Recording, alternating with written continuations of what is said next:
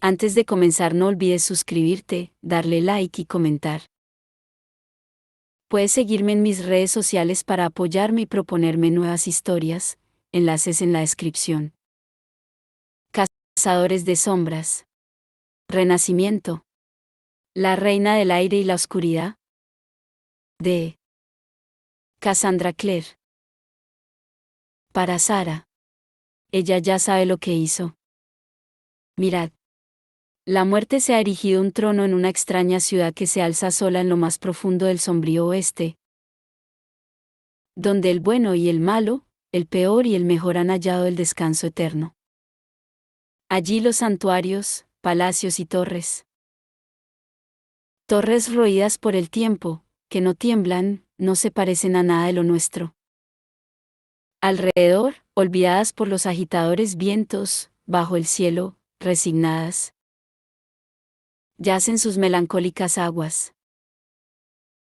Ningún rayo del santo cielo cae durante la larga noche de esa ciudad, más la luz que sale del escabroso mar. Sube en silencio brillando por sus torres, ilumina los pináculos de aquí y de allí.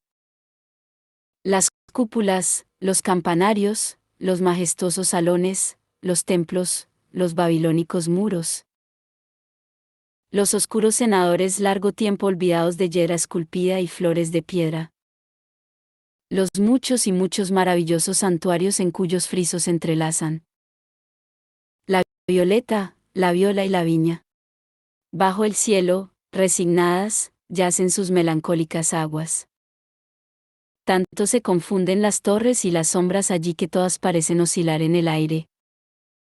Mientras desde una soberbia torre en la ciudad la muerte mira, gigantesca, hacia abajo. Allí los templos abiertos y las enormes tumbas bostezan a la altura de las luminosas olas. Pero ni las riquezas que ahí se hallan en el diamantino ojo de cada ídolo, ni los muertos, festivamente enjollados, incitan a las aguas a moverse de su lecho, pues no se curva onda alguna hay a lo largo del desierto de cristal. Ninguna crecida habla de viento soplando sobre algún lejano mar más feliz. Ni burbujas sugieren que los vientos hayan estado en mares menos horriblemente serenos. Pero, mirad. Un revuelo en el aire. La ola, hay movimiento allí. Como si las torres hubiesen apartado. Con su leve hundimiento, la aburrida marea. Como si sus crestas hubiesen débilmente creado un vacío en la gasa del cielo. Las olas tienen ahora un brillo más rojo, las horas respiran tenues y graves. Y cuando, entre gemidos no de esta tierra, abajo, abajo, esa ciudad por siempre se asiente, el infierno, alzándose desde 1000 tronos. Le mostrará reverencia. Edgar Allan Poe. Ciudad en el mar. Primera parte. No sienten pena. En la tierra de las hadas, como los mortales no sienten pena. Tampoco pueden sentir alegría. Proverbio féerico. Capítulo 1. La muerte mira hacia abajo. Había sangre sobre el estrado del consejo, sangre sobre los escalones, sangre en las paredes, el suelo y los restos destrozados de la espada mortal. Más tarde, Emma lo recordaría como una especie de neblina roja. Unos versos le daban vueltas en la cabeza, algo sobre no ser capaz de imaginar que la gente tuviera tanta sangre. Se decía que la impresión amortiguaba los grandes golpes, pero Emma no sentía ninguna amortiguación. Podía verlo y oírlo todo, el salón del consejo lleno de guardias, los gritos. Intentó abrirse paso hasta Julian. Los guardias se iban alzando ante ella como una ola. Oyó más gritos. Emma Carstairs ha roto la espada mortal. Ha destrozado un instrumento mortal. Arrestadla. No le importaba lo que le hicieran, tenía que llegar hasta Julian. Este seguía en el suelo con Libby en brazos, resistiéndose a todos los esfuerzos de los guardias por arrebatarle el cadáver de la pequeña. Dejadme pasar, insistía Emma. Soy su Parabatay, dejadme pasar. Dame la espada. Era la voz de la cónsul. Dame a Cortana, Emma, y podrás ayudar a Julian. Ella ahogó un grito y notó el sabor de la sangre en la boca. Alex se hallaba en el estrado, arrodillado ante el cadáver de su padre. El salón era una masa de gente que corría de un lado a otro, entre ellos, Emma vislumbró a Mark, que sacaba de la sala a un inconsciente Tai, empujando a los otros Nefilim para abrirse paso. Parecía más serio de lo que Emma lo había visto nunca. Kit iba con él. ¿Dónde estaba Drew? Allí, sola en el suelo. No, Diana estaba con ella, abrazándola y llorando, y luego estaba Ellen, que luchaba por llegar al estrado. Emma dio un paso atrás y casi se cayó. El suelo de madera estaba resbaladizo por la sangre. La cónsul Penayou seguía ante ella, con la delicada mano tendida hacia Cortana. Cortana. La espada era parte de la familia de Emma, había estado en su vida desde que tenía uso de razón. Aún recordaba a Julian poniéndosela entre los brazos después de la muerte de sus padres, y de cómo la había aferrado contra sí como si fuera un niño, sin importarle el profundo corte que la hoja le dejaba en el brazo. Ya le estaba pidiendo que le entregara una parte de sí misma. Pero Julian estaba allí, solo, vencido por el dolor, empapado en sangre. Y él era aún más parte de ella que la propia Cortana. Emma rindió la espada, y al notar que se la sacaban de la mano se le tensó todo el cuerpo. Casi le pareció oír gritar a Cortana al ser separada de ella. Ve, dijo Gia. Emma oyó otras voces, incluida la de Horace Dearborn, que se alzaban exigiendo que la detuvieran, que la destrucción de la espada mortal y la desaparición de Annabel Blackthorne no debían quedar sin castigo. Gia lanzaba secas órdenes a los guardias, diciéndoles que sacaran a todo el mundo del salón. Ese era un momento para el dolor, no para la venganza. ¿Encontrarían a Annabel? Sal con dignidad, Horace, o haré que te echen. Ahora no es el momento. Aline ayudaba a Drew y a Diana a ponerse en pie, las ayudaba a salir de la estancia. Emma se dejó caer de rodillas junto a Julian. El olor metálico de la sangre lo llenaba todo. Libby era una forma desmadejada entre sus brazos, su piel tenía el color de la leche desnatada. Julian había dejado de llamarla y pedirle que regresara, y la estaba meciendo como si fuera un bebé, con la barbilla apoyada en la coronilla de la niña. Jules, susurró Emma, pero la palabra le supo amarga en la boca. Ese era el nombre que le había dado de pequeños, y él ya era un adulto, sufriendo por un familiar. Libby no solo había sido su hermana, durante años la había criado como a una hija. Julian. Le acarició la fría mejilla y luego la de Libby, aún más fría. Julian, amor, por favor, déjame ayudarte. Lentamente, él alzó la cabeza. Parecía que alguien le hubiera tirado un cubo de sangre por encima. Le cubría el pecho y el cuello, y le salpicaba la barbilla y las mejillas. Emma, su voz no era más que un susurro. Emma, he dibujado tantos iratzes. Pero Libby ya había muerto antes de tocar el suelo de madera del estrado. Ninguna runa ni iratze hubiera podido ayudarla. Jules. Por fin Ellen se había colado entre los guardias, se dejó caer junto a Emma y Julian, sin pensar en la sangre. Emma observó anonadada a Ellen arrancar el trozo roto de la espada mortal del cuerpo de Libby y dejarlo en el suelo. Le manchó las manos de sangre. Con los labios blancos por el pesar, rodeó a Julian y a Libby con los brazos, mientras susurraba palabras tranquilizadoras. El salón se vaciaba a su alrededor. Magnus había entrado, estaba muy pálido y caminaba lentamente. Subió al estrado, y Alec, al verlo, se levantó y se tiró a sus brazos. Se abrazaron en silencio mientras cuatro hermanos se arrodillaban y alzaban el cadáver de Robert Lightwood. Le habían colocado las manos sobre el pecho y cerrado los ojos.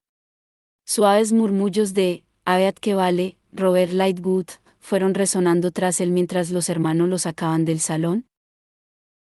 La cónsul se acercó a Julian, acompañada de varios guardias.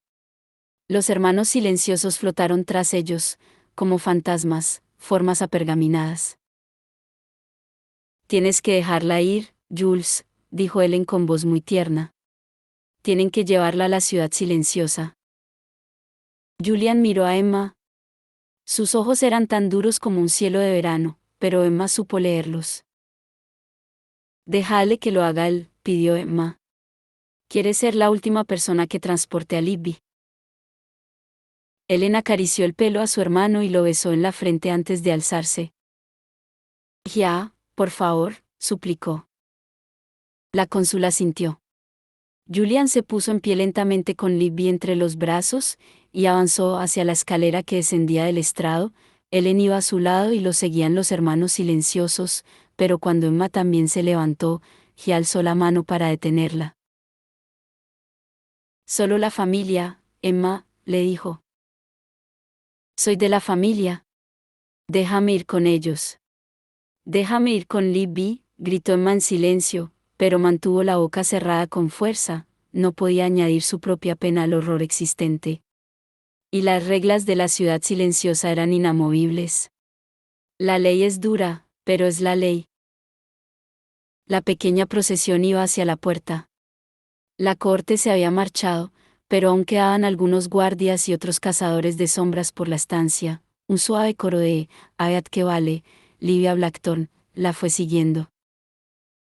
La cónsul se volvió, con Cortana destellándole en la mano, bajó los escalones y se acercó a Line, que había estado observando cómo se llevaban a Libby. Emma comenzó a temblar, un temblor que le llegaba desde lo más profundo.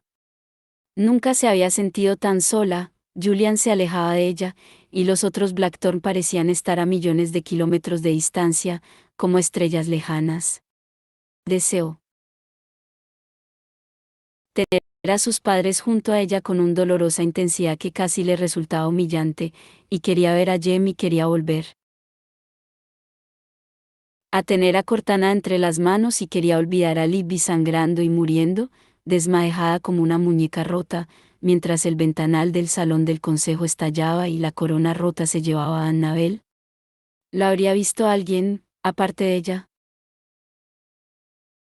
Emma, unos brazos la rodearon, familiares y cariñosos, alzándola del suelo. Era Cristina, que debía de haber estado esperándola en medio de todo el caos, que había permanecido obstinadamente en el salón mientras los guardias gritaban que salieran todos, que se había quedado para estar junto a Emma. Emma, ven conmigo, no te quedes aquí. Yo me ocuparé de ti. Sé a dónde podemos ir. Emma corazoncita. Ven conmigo. Emma dejó que Cristina la levantase. Magnus y Alec iban hacia ellas. Este último tenía el rostro tenso y los ojos rojos. Emma, con su mano en la de Cristina, recorrió el salón con la mirada, y le pareció un lugar totalmente diferente de aquel al que habían llegado hacía unas horas.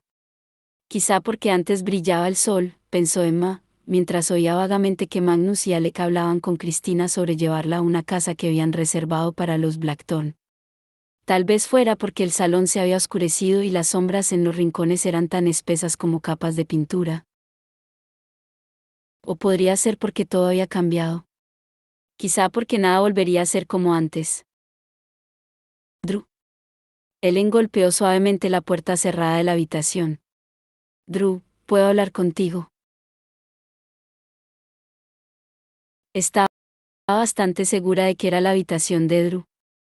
La casa del canal, junto a la residencia de la cónsul, en la calle Prince Water, se había preparado para los Blackthorne antes de la reunión, ya que todos habían supuesto que pasarían varias noches en Idris.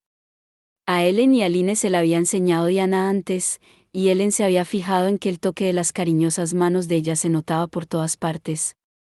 Había flores en la cocina, y las habitaciones tenían los nombres pegados en la puerta, la de las dos camas pequeñas para los mellizos, y la de Tabby, llena de libros y juguetes, que Diana había llevado allí desde su propia casa, encima de la tienda de armas. Ellen se había detenido en una pequeña habitación con las paredes forradas de papel de flores. Para Drew, ¿no? Preguntó. Es bonita. Diana no le había parecido muy convencida. Oh, Drew no es así, replicó. Quizás si el papel tuviera murciélagos o esqueletos. Ellen hizo una mueca. Aline le cogió la mano. No, no te preocupes, le susurró. No tardarás en volver a recuperar su cariño. Será coser y cantar. Y tal vez lo hubiera sido, pensó Ellen, mirando la puerta donde ponía Drusila. Quizá, si todo hubiera ido bien. Una punzada de dolor le atravesó el pecho, se sentía como imaginaba que lo haría un pez atrapado en un anzuelo, retorciéndose y sacudiéndose para alejarse del intenso dolor que se le clavaba en la carne.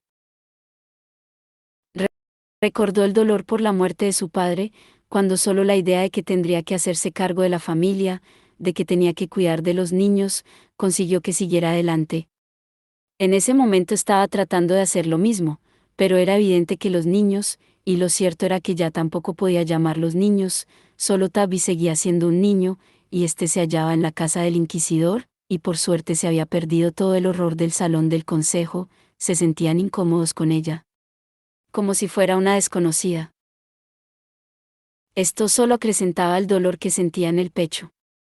Deseó que Aline se hallara con ella, pero se había ido para estar unas horas con sus padres. Drew, insistió Ellen, mientras llamaba con más fuerza. Por favor, déjame entrar. La puerta se abrió de golpe y Ellen tuvo que echar rápidamente la mano hacia atrás para no golpear a Drew en el hombro. Su hermana se hallaba frente a ella, mirándola enfadada con su atuendo para la reunión, negro y demasiado estrecho en las caderas y el pecho. Tenía los ojos tan rojos que parecía haberse pintado los párpados con carmín. Ya sé que quizá quieras estar sola, comenzó Ellen, pero tengo que saber si estás bien, completó Drew, bastante seca. La insinuación era evidente. ¿Cómo voy a estar bien? Sobreviviendo. Por un momento, Drew miró hacia otro lado, los labios, muy apretados, le temblaban. Ellen deseaba con todas sus fuerzas abrazar a su hermana, acurrucarla contra sí como había hecho años atrás cuando Drew era un bebé obstinado. Quiero saber cómo está Tai. Dormido, contestó Ellen. Los hermanos silenciosos le han dado una poción sedante, y Mark está con él. ¿Quieres ir con él tú también? Yo. Drew vaciló, mientras que Ellen deseaba que se le ocurriera algo tranquilizador que decirle de Tai. La aterrorizaba pensar en lo que pasaría cuando éste despertara. Se había desmayado en el salón del consejo, y Mark lo había llevado a los hermanos, que ya se hallaban en el GAR. Lo habían examinado en un silencio ominoso afirmando que psicológicamente estaba bien, pero que le iban a dar unas hierbas que lo mantendrían dormido. Que, a veces, la mente sabía cuando necesitaba desconectar para prepararse para sanar. Aunque Ellen no acababa de comprender cómo una noche de sueño, o incluso un año entero, iba a preparar a Tai para afrontar la muerte de su melliza. Quiero que venga Jules, dijo Drew finalmente. ¿Está aquí? No, contestó Ellen. Sigue con Libby. En la ciudad silenciosa. Hubiera querido decirle que estaría de vuelta en cualquier momento, porque Aline le había dicho que la ceremonia de colocar a alguien en la ciudad como preparación para la cremación era corta, pero no quería decirle nada a Drew que pudiera resultar falso. ¿Y Emma? Drew hablaba con cortesía, pero el mensaje era claro. Quiero a la gente que conozco, no a ti. Iré a buscarla, repuso Ellen. Casi ni había dado la espalda a la puerta cuando ésta se cerró tras ella con un clic muy contundente. Ellen parpadeó para contener las lágrimas, y vio a Mark en el pasillo, a unos cuantos pasos de ella. Se le había acercado con tanto sigilo que no lo había oído. Llevaba un trozo de papel arrugado en la mano, que parecía ser un mensaje de fuego. Ellen, dijo, y su voz era áspera. Después de los años pasados en la cacería, ¿sufriría como sufrían las hadas? Parecía desmadejado, cansado, tenía unas arrugas muy humanas bajo los ojos y en la comisura de la boca. Tai no está solo, Diana y Kit están con él, y además, sigue durmiendo. Tengo que hablar contigo. Tengo que ir a buscar a Emma, respondió Ellen. Drew quiere que vaya. Su habitación está justo aquí, podemos ir a buscarla antes de irnos, dijo Mark, mientras señalaba al otro extremo del pasillo. La casa tenía paneles de madera color miel en las paredes y había luces mágicas que la iluminaban con calidez. Cualquier otro día habría sido un lugar bonito. ¿Irnos?, preguntó Ellen, confusa. He recibido un mensaje de Magnus y Alec desde la casa del inquisidor. Debo ir a buscar a Tabby y decirle que nuestra hermana ha muerto. Mark le tendió la mano, con el rostro transido de dolor. Por favor, Ellen, ven conmigo. Cuando Diana era joven, había visitado un museo en Londres en el que la principal atracción era una bella durmiente de cera. Tenía la piel como cebo blanco, y el pecho le subía y bajaba al respirar, con la ayuda de un pequeño motor implantado en el cuerpo. Algo en la inmovilidad y la palidez de Tai le recordaban a esa chica de cera. Tai yacía parcialmente cubierto por las mantas de la cama, su único movimiento era el de la respiración. Las manos le colgaban abiertas a los lados. Diana deseaba con todas sus fuerzas verle mover los dedos, jugueteando con una de las creaciones de Julian o con el cable de sus cascos. ¿Se va a poner bien?, preguntó Kit medio susurrando. La habitación estaba empapelada de un alegre amarillo, y ambas camas estaban cubiertas con edredones de patchwork. Kit podría haberse sentado en la cama vacía, preparada para Libby, pero no lo había hecho. Estaba acurrucado en un rincón del cuarto, con la espalda apoyada en la pared y las piernas dobladas. Miraba a Tai. Diana le puso a Tai la mano en la frente, la tenía fría. Está bien, Kit, le contestó. Arropó mejor al muchacho, este se removió y murmuró algo mientras se volvía a destapar. Las ventanas estaban abiertas, habían pensado que el aire le iría bien a Tai, pero ahora Diana se apresuró a cerrarlas. A su madre siempre le había obsesionado la idea de pillar un resfriado, y al parecer uno nunca olvidaba lo que le decían los padres. Al otro lado de la ventana podía ver la ciudad, recortada contra las primeras luces del alba y la luna creciente. Pensó en un jinete cabalgando por el vasto cielo. Se preguntó si GWYN tendría conocimiento de lo ocurrido esa tarde, o si debería enviarle un mensaje. ¿Y qué haría o diría cuando lo recibiera? Ya una vez había acudido a su lado cuando Libby, Tai y Kit se hallaban en peligro, pero entonces había sido Mark el que se lo había exigido. Diana aún no estaba segura de si lo había hecho porque les tenía cariño a los niños o si simplemente estaba pagando una deuda. Por un momento se quedó pensando, con las manos en la cortina de la ventana. Lo cierto era que sabía muy poco de GWYN. Como líder de la cacería salvaje, era casi más mítico que humano. Se preguntó cómo sentirían las emociones las gentes tan poderosas y antiguas que ya se habían convertido en parte de las historias y los mitos. Dada la amplitud de su experiencia, ¿podría realmente importarle la mísera vida de cualquier humano? Y sin embargo, la había abrazado y la había consolado en su antiguo dormitorio, después de que ella le explicara lo que solo sabían Katarina y sus padres ya estaban muertos. GWYN había sido muy amable, ¿no? Déjalo. Se volvió hacia la habitación. No era el momento de pensar en GWYN, incluso si, de algún modo, esperaba que apareciera y volviera a consolarla.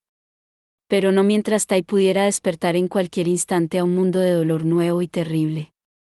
No mientras Kit se acurrucara contra la pared como si hubiera arribado a alguna playa solitaria después de un desastre en el mar. Estaba a punto de ponerle la mano a Kit en el hombro cuando él alzó la mirada hacia ella. No tenía rastros de lágrimas en el rostro. Recordó que tampoco lo había visto llorar después de la muerte de su padre, cuando había abierto la puerta del instituto por primera vez y se había dado cuenta de que era un cazador de sombras. A Tai le gustan las cosas que le resultan familiares, dijo Kit. Cuando se despierte, no va a saber dónde está. Tenemos que asegurarnos de que su bolsa esté aquí, y también cualquier cosa que haya traído de Londres. Está allí. Diana señaló debajo de la cama que debería haber sido la de Libby, donde habían metido la bolsa de Ty. Sin mirarla, Kit se puso en pie y fue hacia allí. Abrió la cremallera de la bolsa y sacó un grueso libro con una encuadernación antigua. En silencio, lo colocó en la cama, al lado de la mano izquierda abierta de Ty. Diana captó de un vistazo el título grabado en pan de oro de la cubierta y se dio cuenta de que hasta su corazón adormecido podía saltar de dolor. El regreso de Sherlock Holmes. La luna había comenzado a alzarse, y las torres de los demonios de Alacante brillaban con su propia luz. Habían pasado muchos años desde la última vez que Mark había estado en la ciudad. La cacería salvaje la había sobrevolado, y recordaba ver la tierra de Idris extendiéndose bajo él mientras los otros miembros de la cacería aullaban y gritaban, divertidos de pasar sobre la tierra de los Nefilim. Pero el corazón de Mark siempre se aceleraba al ver el hogar de los cazadores de sombras, la brillante moneda de plata del lago Lin, el verde bosque de Brocelind, las señoriales casas de piedra del campo y el fulgor de Alacante sobre la colina. Y Kieran, a su lado, pensativo, contemplando a Mark mientras contemplaba a Idris. Mi lugar. Mi gente. Mi hogar, pensaba siempre. Pero desde el suelo, la ciudad resultaba más prosaica, cargada del olor del agua del canal durante el verano, las calles iluminadas por la dura luz mágica. La casa del inquisidor no quedaba lejos, pero caminaban lentamente. Pasaron varios minutos antes de que Helen hablara. «Viste a nuestra tía en la tierra de las hadas», comentó. «Nene. Solo a Nene, ¿verdad?» «Estaba en la corte Selly», afirmó Mark, contento de que el silencio se hubiera roto. «¿Cuántas hermanas tenía nuestra madre?»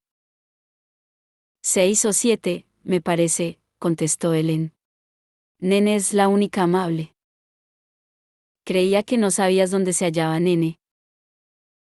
Nunca me habló de su localización, pero se ha comunicado conmigo en más de una ocasión desde que me enviaron a la isla de Brangel, explicó Helen.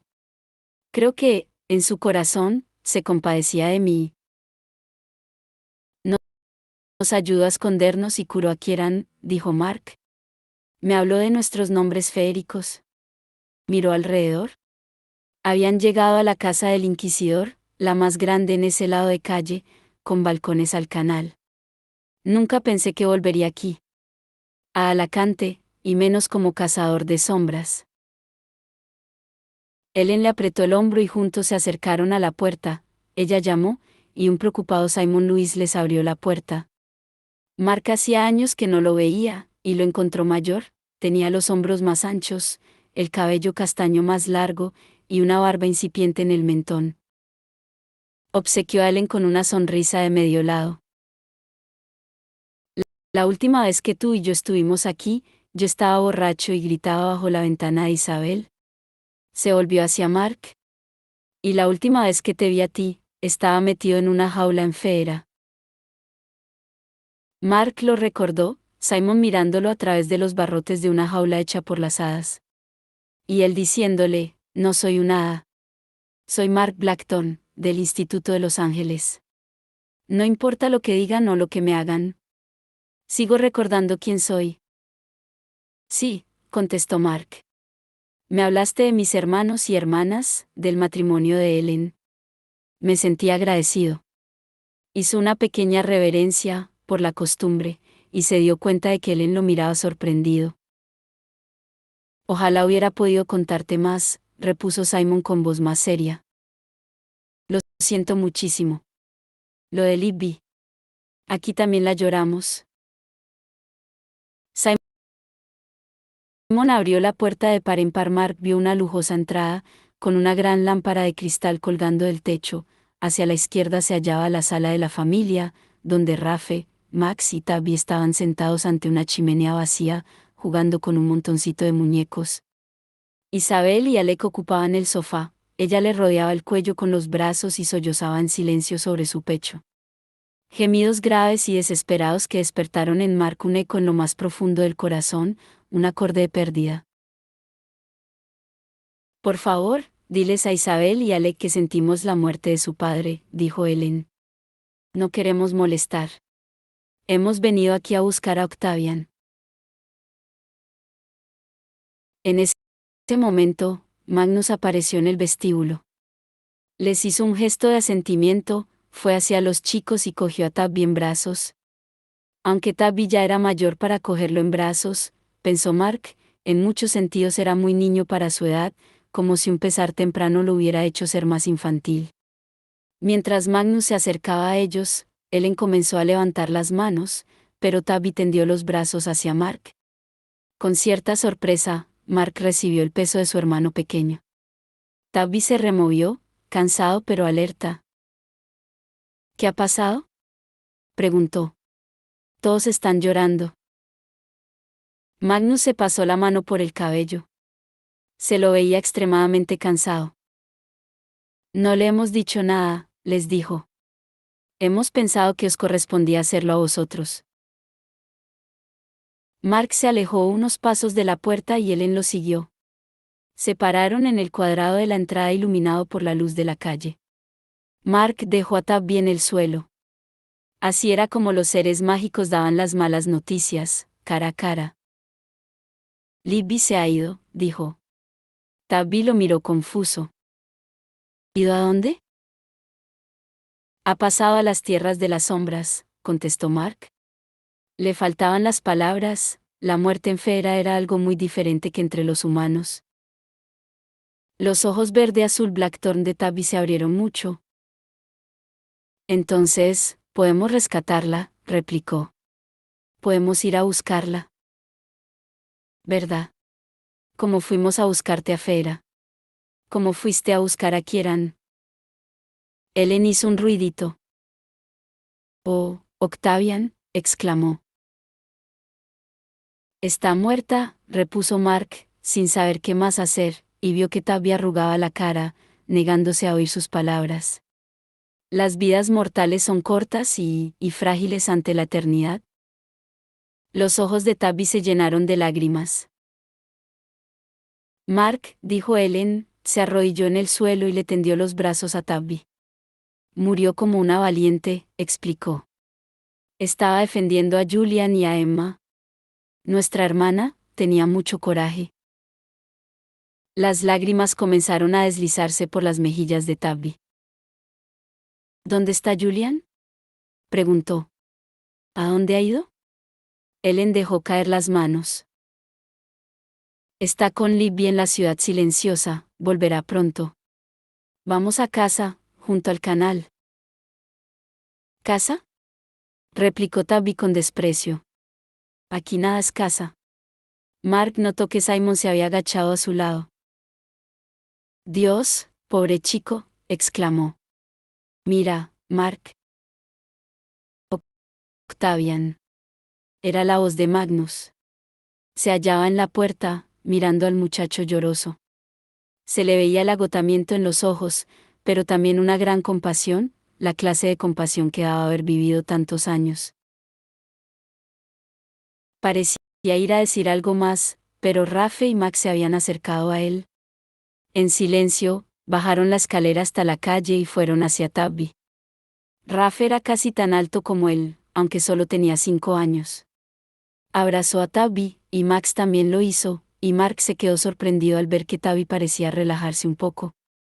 Permitía que lo abrazaran y asintió cuando Max le dijo algo en voz baja.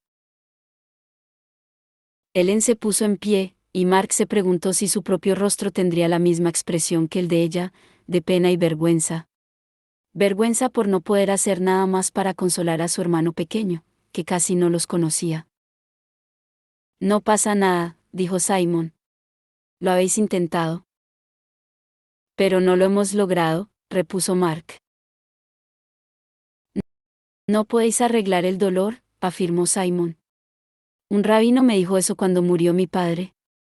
Lo único que arregla el dolor es el tiempo y el amor de la gente que te quiere, y Tabby tiene todo eso. Le dio un breve apretón a Mark en el hombro. Cuídate, continuó. Selote du Tsar, Mark Blackthorn. ¿Qué significa?, preguntó Mark. Es una bendición, contestó Simon. Algo que también me enseñó el rabino, ojalá no encuentres más pesares en el futuro. Mark inclinó la cabeza agradecido, las hadas conocían el valor de una bendición otorgada de forma voluntaria. Pero siguió sintiendo un peso en el pecho. No podía imaginarse que las penas de su familia fueran a acabar pronto,